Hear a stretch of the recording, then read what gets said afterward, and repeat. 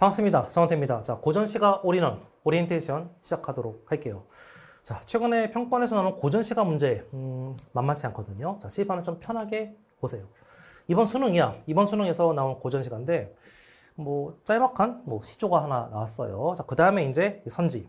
가상의 존재에 빗대는 표현을 써서 자연현상의 변화를 드러내고 있다라는 선지가 수능날 나왔는데, 자, 가볍게 좀 볼까? 이 시름 저 시름 여러 가지 시름을 방패 연에 세세히 적어. 이 하늘에 날리는 그 연에 시름을 적었대. 이 정어대부름의 서풍이 바람이겠죠. 고의 불제 고전시가에서 뭐뭐할 제는 뭐뭐할 때란 뜻이거든. 뭐뭐할 때 하얀 신 한 얼레를 끝까지 풀어 띄울 때 큰 잔에 술을 부어 마지막 전송하자. 둥게둥게 둥둥 떠서 높이 높이 올라서 백룡의 굽이같이 꿈틀 뒤틀 뒤틀어서 구름 속으로 들어가거나 이 동해바다 건너가서 이 바다로 또 건너가서 바다 건너가서 외로이 섰는 나무에 걸렸거나 이 풍수수 우낙낙할지 이 정도 어려운 어휘가 나올 때는 어휘풀이를 주거든요. 이렇게 어휘풀이를 줬어. 바람이 불고 비 내릴 때 이 정도 바람 불고 비 내릴 때 자연 소멸하여라 라고 이제 시조가 딱 수능날 나온 거야. 그러고 나서 물어봤죠. 가상의 존재에 빗대는 표현을 써서 자연현상의 변화를 드러내고 있다. 보니까 뭐가 눈에 들어와? 백룡의 굽이 같이, 백룡. 이 백룡은 분명 가상의 존재야, 그지? 굽이 같이, 같이? 뭔가 좀 비유적인 표현 나왔어. 그 다음에 이제 구름, 바다, 동해 바다, 나무, 이런 어떤 바람 분다, 비 내린다, 이런 것도 나왔거든요. 자, 자연현상의 어떤 변화를 드러내고 있다. 대충 보면 그런가 싶은 선지긴 한데, 근데, 자, 평가는 여러분에게 정확한 해석을 요구하거든. 정확한 해석은 너네 고전시가를 이제 완벽하게 이렇게 이제 그 학자처럼 해석할 줄 알아야지 이게 아니라 너네 지금 화자가 바라보고 있는 이 대상이 뭐냐, 지금 말하고자 하는 온관념이 뭐냐, 보조관념이 뭐냐 이런 것들을 물어보거든요. 정확히 저기 봐봐. 백룡의 굽이 같이, 마치 용의 굽이 같이라는 표현을 썼어. 그럼 용의 굽이 같이의 온관념은 뭐니? 너의 눈은 태양같이 빛나는구나. 태양같이의 온관념이 뭐야? 태양같이를 통해 말하고자 하는 게 뭐야? 너의 눈이잖아. 그렇죠? 다시 한번. 그럼 백룡의 굽이 같이, 용의 굽이 같이 솟아오른 게 뭐야 지금? 진짜 용이 솟지는 않았을 거 아니야. 지금 얘 뭐하고 있니? 시름을, 여러 시름이 있나 막 고민 걱정이 많은 거야. 그것을 연에다가 세세히 적었어. 내 고민 같은 것을 막 연에다 적어가지고 그것을 지금 날렸지. 그렇지? 하늘에 날렸단 말이야. 이 하얀 실 한 얼개를 끝까지 풀어서 띄웠단 말이야. 그리고 이 술을 부어서 마지막 전송을 했어. 연을 띄울 때 연을 이제 실에 쭉 매달아서 계속 띄워두는 경우도 있고 아니면 날려보내는 경우도 있는데 이 사람은 그냥 날려보낸 거야. 내 실으면 갖고 가라 이런 식으로 연을 날려보냈거든. 그리고 나서 둥게둥게 높이 떠서, 자, 높이 높이 떴어. 뭐가 높이 뜬 거야? 연이 높이 높이 뜬 거잖아. 그렇지? 그리고 솟아올라 백룡의 굽이같이 꿈틀 뒤틀 뒤틀어져 구름 속에 들어갔어. 뭐가 구름 속에 들어간 거야? 연이 구름 속에 들어간 거지. 마치 백룡처럼 구름 속에 들어갔단 말이죠. 그죠? 이 연이 있고 연 끝에 시름이 있으니까 이게 이제 이 구름 속에 이제 용처럼 들어갔다. 그 얘기야. 그죠? 자, 그리고 이제 이 연이 동해바다 건너서 외로이 섰는 나무에 걸렸다가 비바람 만나서 소멸되겠지 하면서 이제 마무리가 되고 있는 거거든. 가상의 존재에 빗대는 표현 썼어. 그치? 썼는데 자연현상의 변화를 드러내고 있는 것이 아니라 연의 모습을 보여주고 있는 거잖아. 그죠? 정확하게 온관념, 보조관념이 뭐냐 이런 거 물어보는 거야. 올해만 물어봤을까? 아니야. 계속 물어봤거든요. 평가는 화자가 지금 바라보는 대상이 뭐냐 이런 것들. 정확한 해석을 평가는 요구한다. 한 번 더 평가 문제 좀 만나볼게요.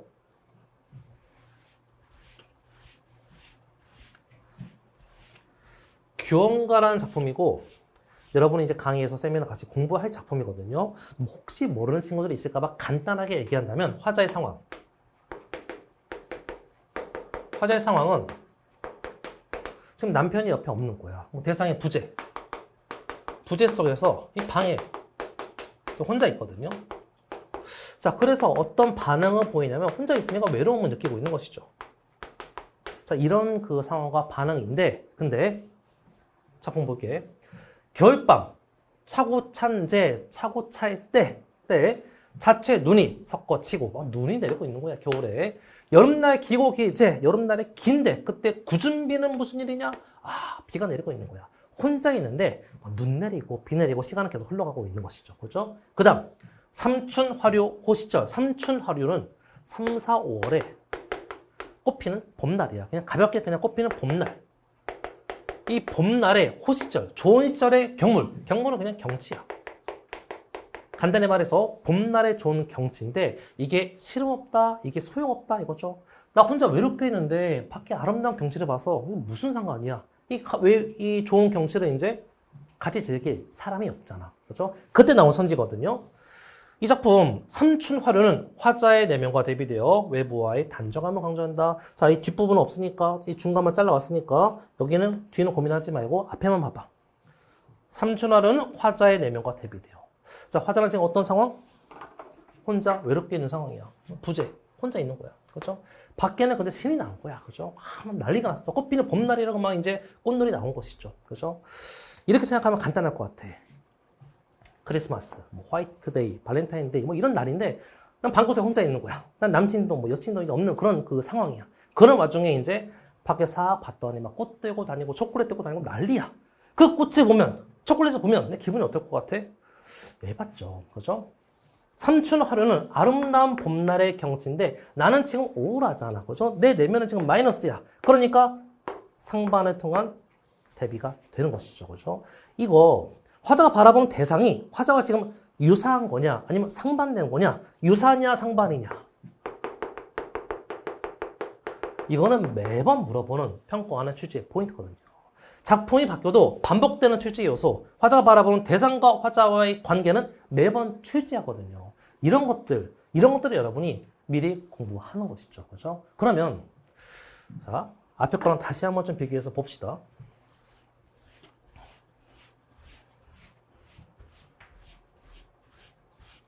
여러분이 평소에 공부를 하면서 원관념과 보조관념을 신경 쓰면서 계속 작품을 보는 트레이닝을 계속했어. 그 다음에 어떤 대상이 나왔을 때 유사한지 상반인지 구분하는 어떤 트레이닝을 계속했어. 그럼 낯선 작품이 나오더라도 작품을 볼 때 뭐부터 확인할 거야? 화자가 바라보는 대상, 원관념, 보조관념 확인을 하겠죠. 맨날 그거를 트레이닝했으니까.